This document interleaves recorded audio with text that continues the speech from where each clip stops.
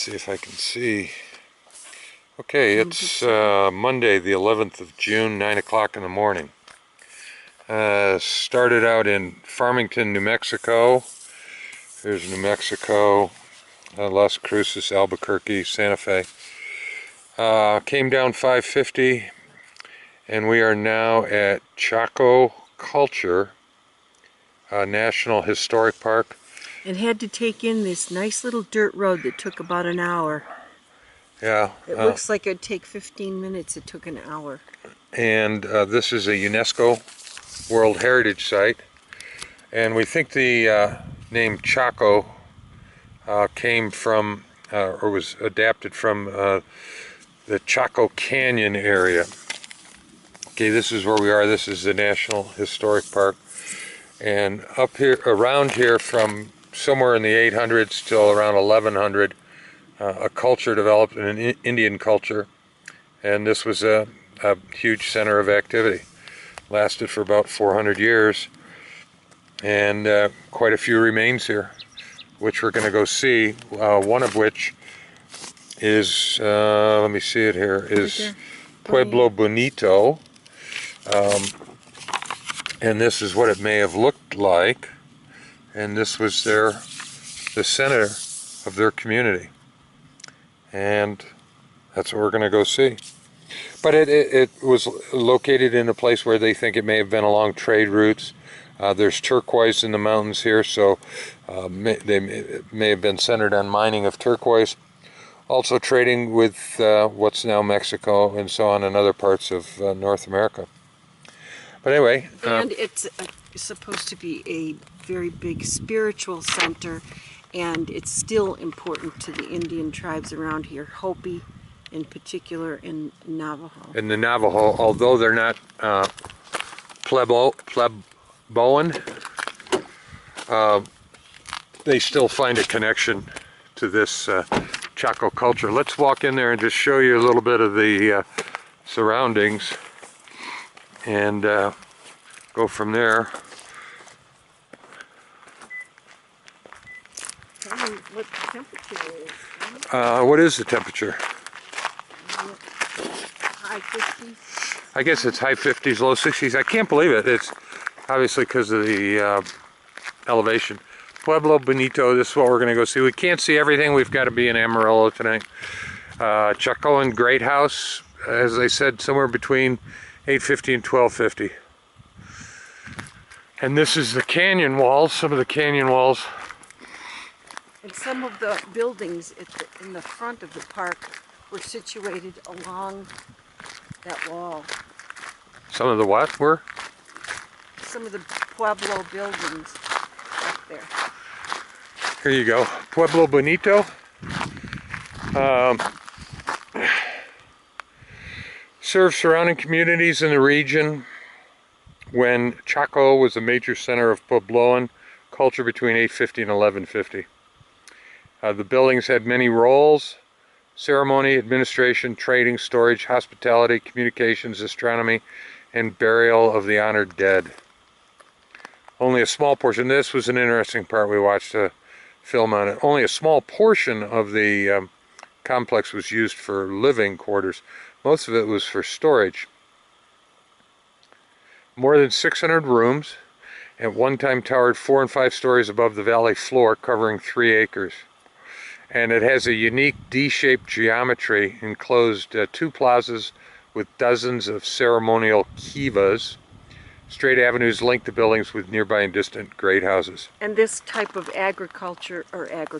architecture was unique and new to the folks here in this canyon.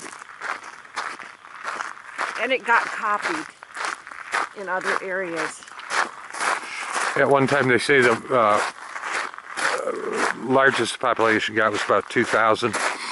Some people were permanent residents. Others just housekeepers. Kind of stopped in on their way other places. And then I didn't get the whole drift of it, but somewhere in the mid 1100s they migrated elsewhere to other parts. And one of the papers suggested but there was a 50-year drought, and that initiated the move out. Okay. Climatic change. It's occurred all the time. So this is connected up there too.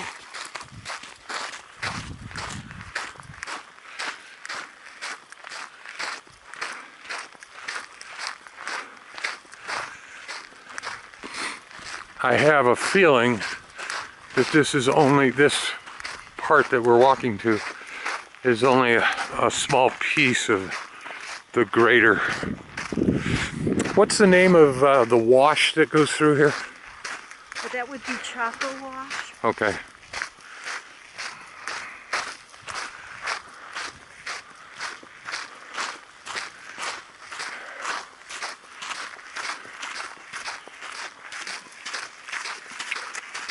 And during the summer, there are severe thunder and lightning storms, so they actually do get some rainfall here. Look at that person. They're gonna break a leg. Okay, Pueblo Bonito. Ancient Indian fortified town. This huge structure was unearthed and preserved for posterity between 1920 and 1927 by 7 expeditions of the National Geographic Society and the Smithsonian Institution. The expeditions removed 100,000 tons of rubble and wind-blown sand accumulated over the centuries. Which we can certainly attest to wind-blown sand. They accurately reconstructed parts of the destroyed walls to match the ancient masonry. So they're stone blocks. It doesn't look like they're bricks made of clay. Okay, I've got 7 minutes in this one. Check for red ants.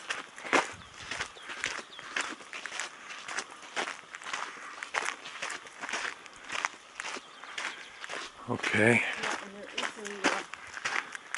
a mortar in here.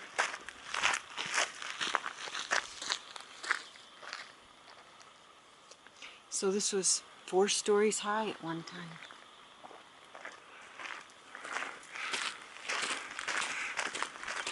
Look at the size of these boulders.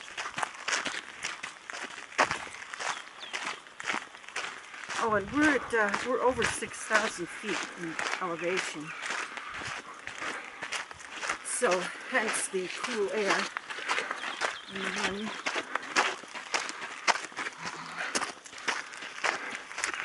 And it looks like there's a whole trail here of petroglyphs. But we're going to, hopefully I'm going the right way here.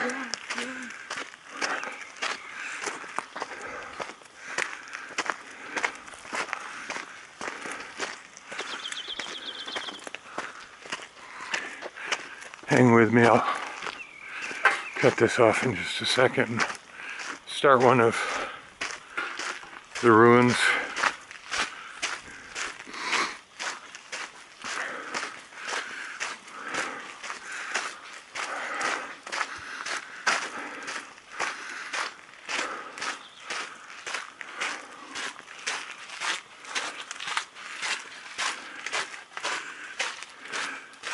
This is unbelievable.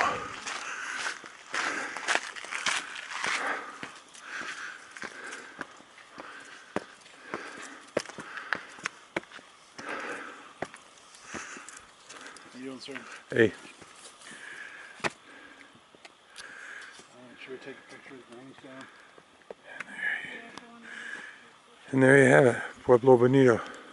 Ooh, it is just one corner. Here's the larger structure. and so it's a D pattern. So there's the straight wall, and there's the curved wall on this side. Cool.